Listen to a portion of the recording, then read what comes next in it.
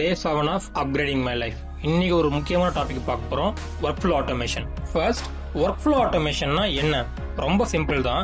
உங்க ஆப்ஸ்க்கு நடுவில் ஒரு பிரிட்ஜை பில்ட் பண்றது.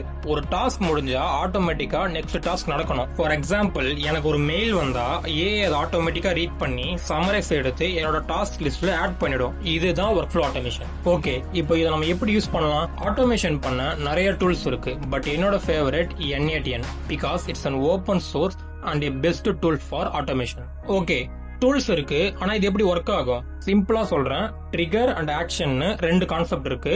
இன்ஸ்டாலே எனக்கு ஒரு கமெண்ட் வருது, இது ட்ரிகர். இதுக்கு ஏஐ ஆட்டோமேட்டிக்கா ரிப்ளை பண்ணும், இதுதான் ஆக்ஷன்.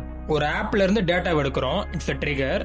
அண்ட் ஜெமினை ChatGPT API உள்ள கனெக்ட் பண்ணி அவுட்புட்டா ஆட்டோமேட்டிக்கா அடுத்த ஆப்புக்கு அனுப்புறோம், இதுதான் ஆக்ஷன். நாளைக்கு டே 8ல இந்த ஃப்ளோவை யூஸ் பண்ணி எப்படி ஏஐ ஏஜென்ட் பில்ட் பண்றதுன்னு பார்க்கலாம். ஃபாலோ பண்ணிக்கோங்க. டே 8ல பார்க்கலாம்.